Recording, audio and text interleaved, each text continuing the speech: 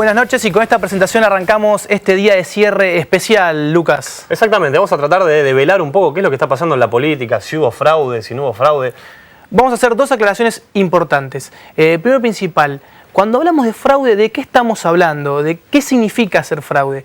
Y con esto lo que queremos decir que por primera vez, al menos en televisión y en estas primeras semanas, vamos a mostrar un caso clave, un caso importante, donde queda demostrado, al menos en los papeles, después la justicia es la que tendrá que determinar qué fue lo que pasó, de maniobras irregulares para alterar un comicio. No estamos hablando de las elecciones nacionales, esto es importante aclarar, no estamos hablando de la elección a presidente, en la cual ya hay muchas denuncias y dardos cruzados entre la presidenta de la Nación, entre el Ministerio del Interior y la oposición. Aclaramos esto para que después no vengan a decir que nos sumamos a la ola, de que el 50%, no, nadie está hablando de esto. Lo que vamos a apuntar directamente es a un sector del conurbano bonaerense, a un partido en especial, donde hay alguien que gobierna hace 20 años, donde hay alguien que gobierna desde hace 6 mandatos seguidos. Estamos hablando del partido de Merlo, precisamente de Raúl Otacé, es uno de los varones del conurbano para presentarlo de esa manera. Es más, vamos a aclarar una cosa, esto que está pasando, todo este run como se dice en la política ahí con el tema del fraude, es algo que no pasa desde que había llegado la democracia. Es la primera vez que se aglutinan los partidos para ir a un juez que tiene que ver con la justicia electoral para hacer una denuncia. Irregularidades hay siempre, sí, pero... errores hay siempre. Ahora hay que determinar si la sumatoria de errores que benefician a determinado partido o la sumatoria de irregularidades termina siendo un plan orquestado para beneficiar a alguien en un resultado final o si simplemente es producto de la casualidad, en lo cual nosotros, al menos yo, en este caso puntual de Merlo, no lo creo. Sí, vamos a aclarar tampoco, con esto no le restamos legitimidad a la elección, la presidenta ganó con un margen increíble. Lo que sí es un poco cuestionable, por lo menos que en algunas mesas, por ejemplo, que ahora nos van a contar, donde había 350 votos, 250 eran en blanco en Merlo. Son cosas que no suelen pasar en la política. Raúl Otacé es un intendente que tiene muy buena relación con el gobierno nacional, que responde a los lineamientos del oficialismo y que conocidas son las denuncias que hay en su partido por directamente abuso de poder, por decirlo de una manera. Es fácil recordar que en época de campaña, a pocos días de terminar la campaña electoral rumbo a las primarias, hubo un enfrentamiento con una agrupación que es Grande Merlo, que estaban simplemente pegando carteles, haciendo campaña. Bueno, miembros de lo que aparentemente serían, ¿no? Porque son las denuncias que están hablando. Hablando de Grande Merlo, tenemos al candidato a intendente para el partido de Merlo, que está acá, Gustavo Menéndez, nos va a venir a contar a ver cómo vio todo esto. Él dice que tuvo un par de problemas, vino con algunos de los fiscales que tuvieron problemas en las mesas, así que dos datos claves. Y acá hay datos clave, esto es importante, no se trata de una denuncia simplemente verbal. Acá vamos a mostrar con datos, con números, con actas, cómo se orquestó este plan para al menos beneficiar a un intendente. Antes de que vayamos al programa te quiero aclarar dos cosas. Traje un marcador, vamos a mostrarle una pizarrita, bien los números para que se vayan imaginando. La diferencia con Juan Cruz, que tiene una pizarra importada, así es el poder. No es importada, estoy tapando lo que dice porque sería polémico. Pero a lo que voy es, vamos a tratar de ser lo más didácticos posible. Sí, vamos a tratar. Que usted que está del otro lado entienda qué es esto de los telegramas, el acta de escrutinio. ¿Qué es lo que está pasando? Bueno, ahora se lo vamos a contar. ¿Y cuáles son los mecanismos para hacer un eventual fraude? Se roban boletas, no se deja pasar a la gente, se miente con los datos. Ahora vamos a contar de todo eso. Antes de entrar ya directamente en el programa de hoy, una breve reflexión con la presentación de la declaración jurada de la presidenta de la Nación. Exactamente. 70 millones de pesos. Y me sigue haciendo ruido, Lucas, ¿eh? Sí, a mí, ¿sabés qué? Lo que me llamó la atención, que lo hablamos antes de empezar el programa, que nadie habló de la inflación. Digamos, esto no justifica que se haya enriquecido o no ilícitamente, pero por lo menos entre el año pasado y este año hubo un 25% de inflación. No me llama tanto la atención. El tema es que la presidenta no puede salir a justificar su incremento del patrimonio con una inflación que ni siquiera su propio gobierno reconoce. Entonces ahí está bastante complicado ese tema. El tema fundamental es que se trata de un incremento del 900%, 924%, para ser más precisos, del incremento patrimonial del matrimonio Kirchner, bueno, ahora de la presidenta de la Nación, en una declaración jurada que todavía no es con la sucesión. Desde que está en el poder. Desde que está, pero 924% que está en el poder. Estamos hablando de un matrimonio en el cual la presidenta de la Nación habla de que no hay que ser, está en contra de aquellos empresarios que especulan y que hacen negocios especulativos, pero la fortuna de la presidenta de la Nación es meramente especulación. Sí. Fondos depositados en plazos fijos y renta. ¿Qué hay mayor especulación que eso?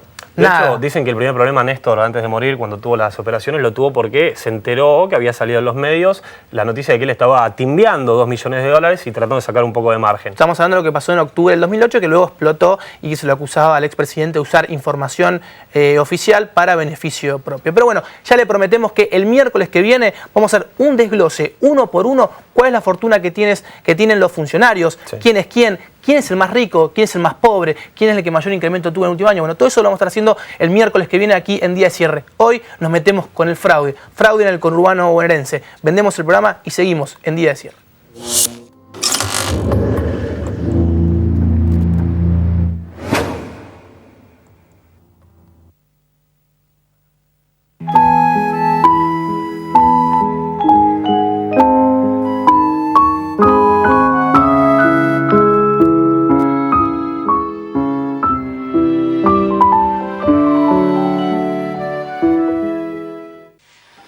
Nacimos, crecimos e invertimos en el país con el compromiso de superarnos cada día.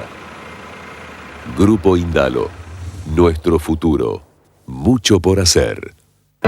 Primero Tigre vive y Tigre vivió. Muchos eligieron vivir en Tigre y Tigre fue más. Fue más de esas cosas que necesitábamos, más que nunca. Y se empezó a notar el desarrollo y empezó a haber más orgullo y más cuidado, porque un tigre como el río elige no detenerse y va por más, como la gestión que cada tigre hace todos los días, trabajando, estudiando, cuidando, educando, entreteniendo y más, descubriendo, escuchando, atendiendo, pintando, nadando, curando y más, previniendo, construyendo, proyectando, disfrutando, corriendo, caminando, remando, cantando, jugando y más. Y tanto más que termina siendo un lugar mejor, porque un día, no hace mucho, se atrevió a soñar. A vos te digo, tigre, ¿vamos por más?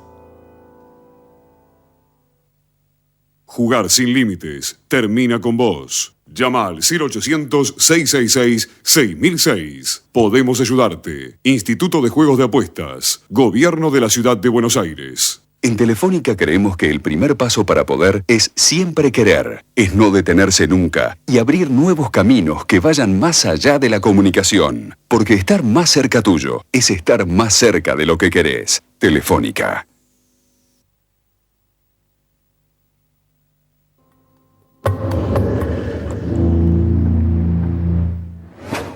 Continuamos en Día de Cierre. Miro el nombre del programa para después no confundirme, ¿no? Y no te enojes. No. Igual por esa cuestión del azar, cada 5 programas repetimos el traje, ¿eh? Sí, ¿Se puede decir que somos como las Hipolitakis del periodismo político o no?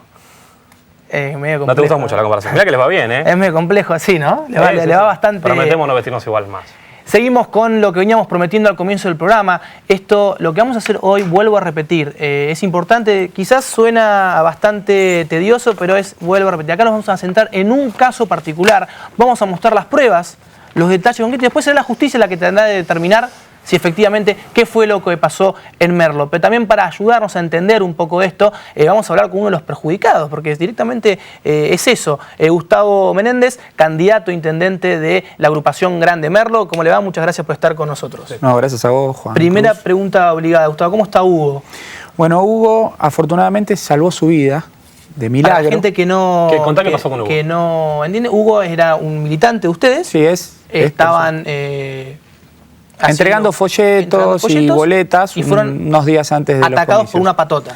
Sí, Hugo junto a 2 personas más venía circulando en un auto, bajaban en determinados lugares y entregaban la boleta o entregaban panfletos. Campaña como se hace generalmente. Sí, folletos explicativos de nuestras propuestas y demás. En un momento estamos viendo algunas notan imágenes. que los venían siguiendo, pero no le hicieron demasiado caso. Veían un auto que los seguía. De repente este auto los embiste sobre uno de los costados del auto de Hugo y los va arrastrando hasta arriba de una... Ellos intentando escapar se van arrastrando, suben a una vereda y quedan pegaditos a la vía del tren que pasa por la estación de Libertad.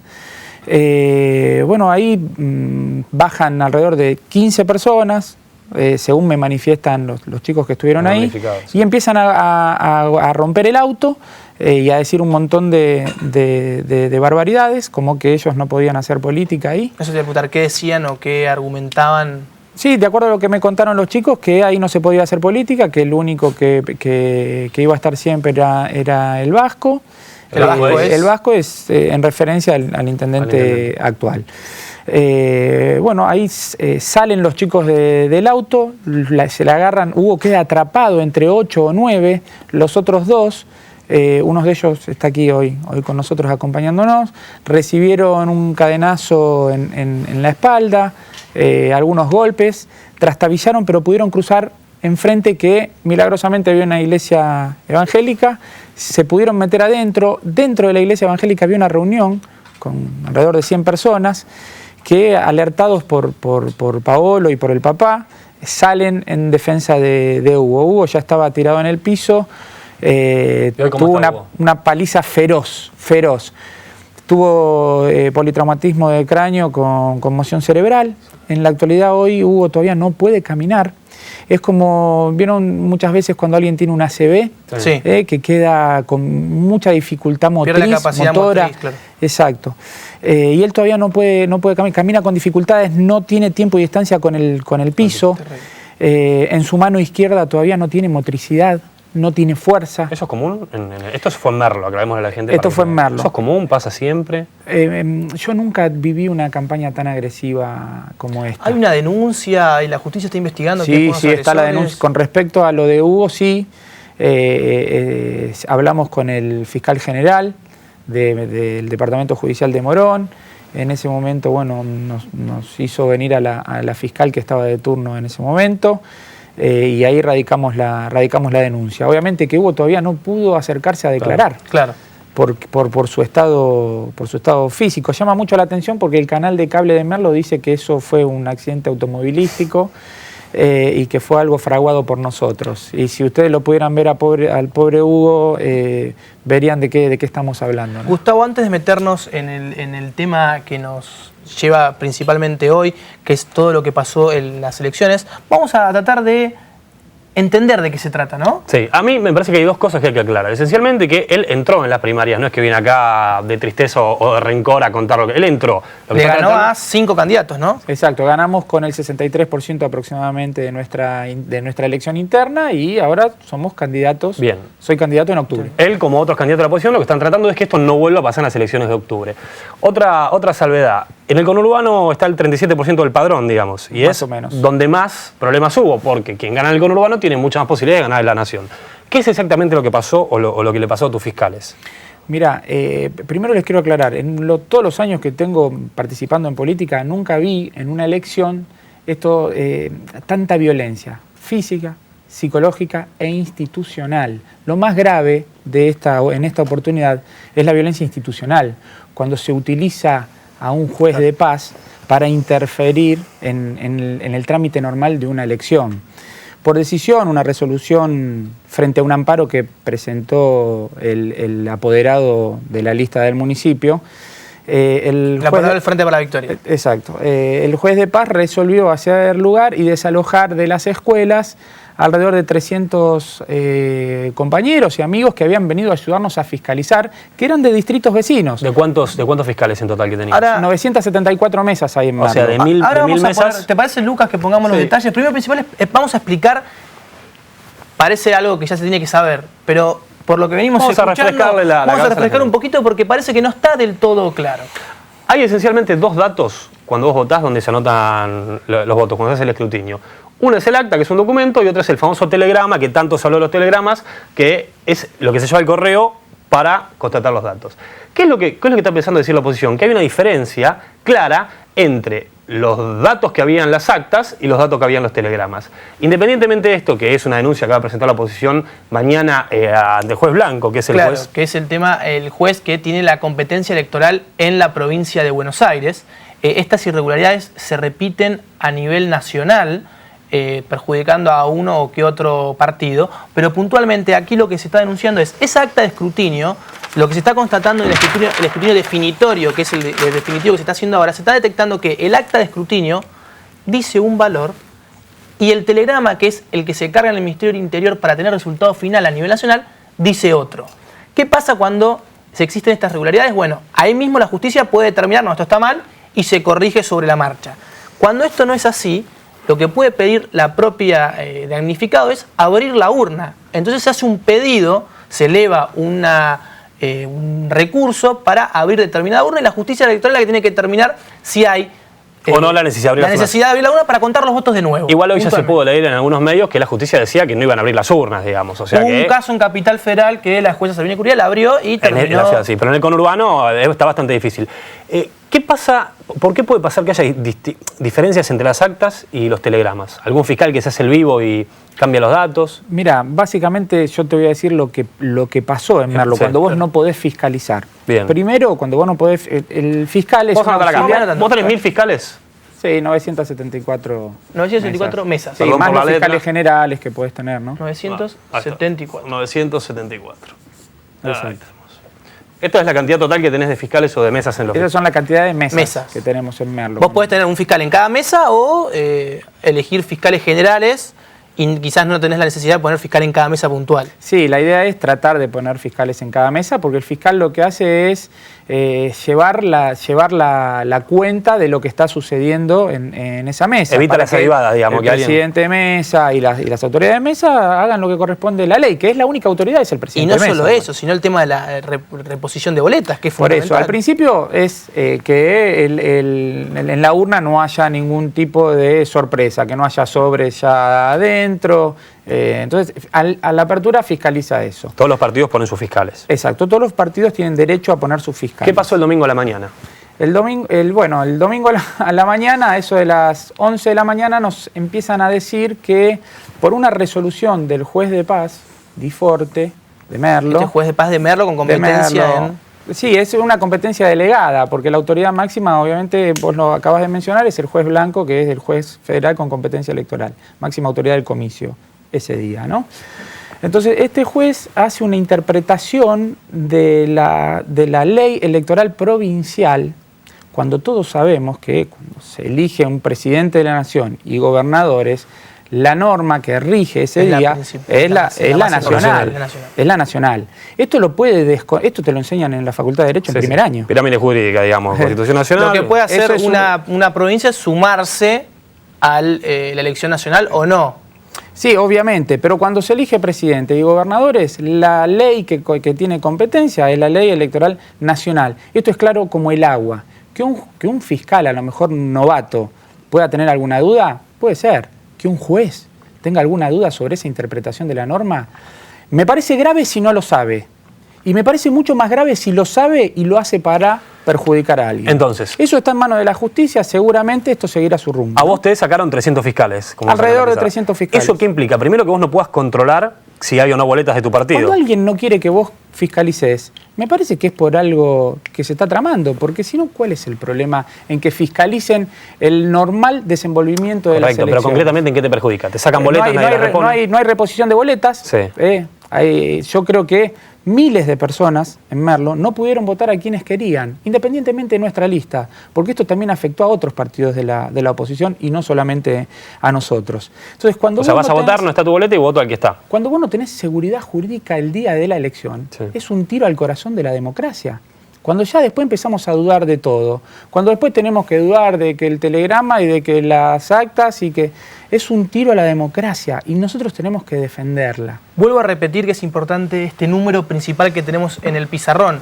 974 mesas y de acuerdo a la decisión de un juez, se levantaron 300 fiscales. Es decir, en 300 mesas, la oposición no tenía forma de controlar sus votos. Un 30%. O sea, no estamos hablando de 4, 5, 10, 20, 25, 30 casos aislados. Cuando ya estamos hablando de 300 fiscales, ya uno nota al menos una decisión orquestada para tener un beneficio particular. Que bueno, esto es lo que dice Menéndez, que va a tener que determinar la justicia qué fue lo que hay Ya están detrás de hechas las denuncias, el apoderado provincial nuestro ha hecho la denuncia ante el juez Blanco. El juez Blanco nos dio la razón de que, obviamente, que los fiscales que han expulsado de las escuelas fueron muy mal expulsados, porque eran fiscales que tenían domicilio en los distritos vecinos de Merlo, ¿no? Ituzaingó, Morón, Tigre, Moreno, San Miguel, amigos que han venido a darnos una mano ese día de de la elección dentro de la ley. Antes de contarnos qué pasó con algunos de tus fiscales que están acá, contanos un poco esto de una mesa testigo, por ejemplo, que había 350 votos y 250 eran en blanco, ¿es así? Sí. Ahí nos contaba uno de los chicos que están acá también, cuando fuimos al escrutinio general, había 250 votos en blanco de 350. Raro, ¿no? Esto se sale de cualquier estadística y evidentemente algo raro ha pasado en esa mesa. ¿Qué es liquid paper? ¿Cómo, es la lógica liquid paper o...? No. Entra como blanco. Nada, claro. Nosotros, cuando fuimos al escrutinio, nosotros lo que queríamos era estar en octubre. Cuando confirmamos que habíamos ganado cómodamente nuestra elección interna, lo que estamos intentando ahora a través de la justicia es que no nos vuelva a pasar. Seguramente este juez terminará denunciado con un jury o meteremos un amparo para que no vuelva a suceder en octubre. Nosotros queremos garantías para octubre, nada más. No estamos hablando de nación, de provincia, estamos hablando de Merlo. De eso puntualmente, y quizás esto va también a servir para ver qué pasó en el resto de los municipios, si esto se repite en distintos municipios o no. Cuando entró la policía, o en realidad las fuerzas de seguridad que estaban controlando el... Gendarmería, ¿no? Gendarmería, ¿qué es lo que hace el juez? El juez sí. al operativo de seguridad lo notifica de esto, entonces manda a la policía a notificar a los presidentes de mesa. Algunos lo hicieron directamente en la mesa llevándole una copia. En otras escuelas levantaban a los presidentes de mesa, paraban el comicio, los ponían en un patio y le decían, ustedes a partir de ahora tienen que denunciar, cualquier persona que no sea del distrito tiene que irse de la escuela, ¿no? ¿Los detuvieron?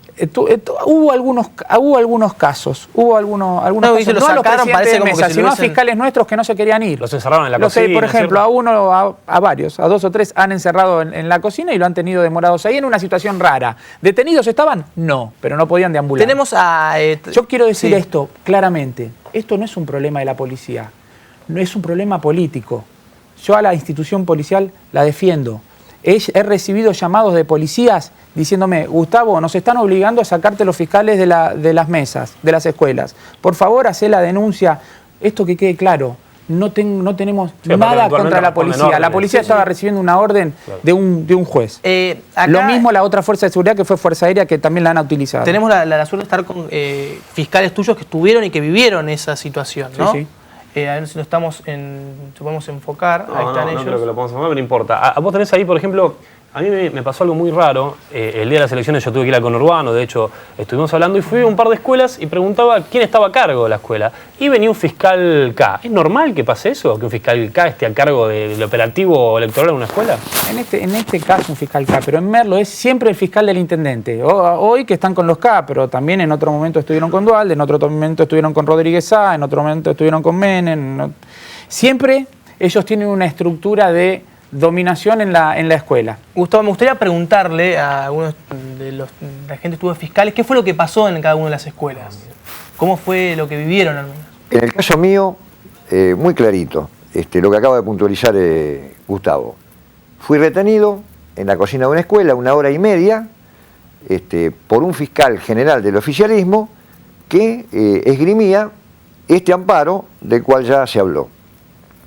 Bueno, obviamente que cuando yo llego a la escuela ya me habían sacado los fiscales generales, ¿no? Yo era, digamos, y bueno, en el transcurso de que yo estuve encerrado ahí 1 hora y media, me entero que el jefe de calle, ¿no?, de la policía estaba haciendo el trabajo con los fiscales de mesa, haciéndole notificar de este amparo. ¿Y solamente a los fiscales de Grande Merlo o a los fiscales de los demás partidos de la oposición también?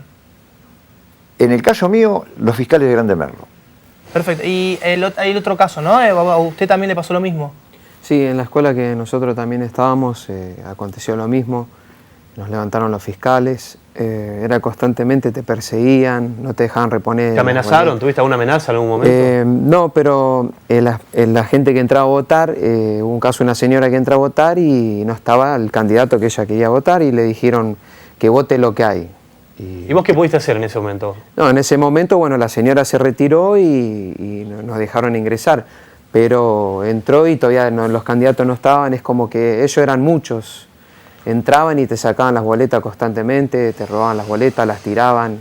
Eso pasa cuando no tenés Eso te hace gustado. fiscalización. ¿Se repitió eso, estos dos casos testigos, vamos a llamarlos? Esto se repitió, bueno, en todas las escuelas, Sí, en estos 300 casos, te ¿no? llenaríamos el edificio del estudio. 300 personas tendrían que venir acá para... Exactamente, no, y más.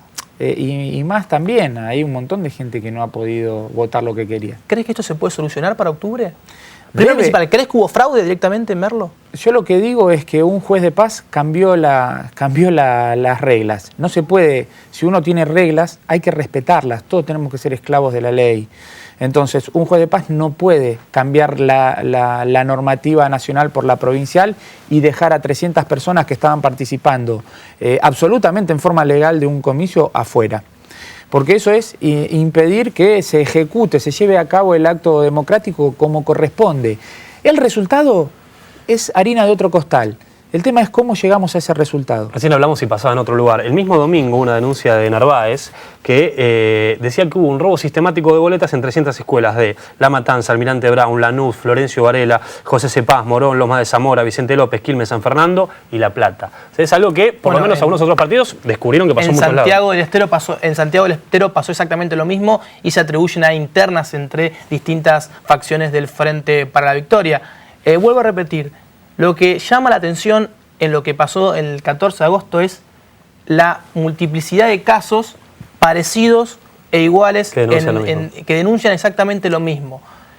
Creo yo que quizás la diferencia, nadie pone en duda la diferencia holgada que obtuvo la Presidenta de la Nación, nadie está pensando que la Presidenta ordenó hacer no, nadie, pero sí hay en casos puntuales, como en este caso el Merlo, donde están los números, están las actas, está la decisión de un juez que muestra... Quizá es la primera vez que yo veo que un juez pone la firma. Bueno, ahí hay actas en original donde el comisario, por ejemplo, de Merlo Primera se notifica y a su vez notifica a nuestros fiscales y los desalojan. Claro. Hubo de todo. Gustavo, nos estamos quedando sin tiempo, prácticamente no tenemos tiempo para más. Te agradecemos por traernos tu testimonio y bueno, estar atentos lo que va a pasar de aquí a octubre y esperemos que al menos la situación judicial de lo que va a venir de aquí en adelante se pueda aclarar y en Merlo, al menos en octubre, no pase esto. Yo digo que defendamos el sistema democrático, entre todos, porque el atacar al corazón de la democracia es hablar muy mal de nosotros mismos. Gustavo, no podemos hablar de nada más. Nos quedamos sin tiempo. Pero nos estamos sintiendo. Gustavo Menéndez, candidato a intendente de Merlo por la agrupación Grande Merlo. Nosotros nos estamos despidiendo para el miércoles que viene y como ya le dijimos, vestidos distintos. ¿Y quién es quién en el patrimonio de los funcionarios del Gabinete Nacional? Hasta el miércoles que viene. Chao.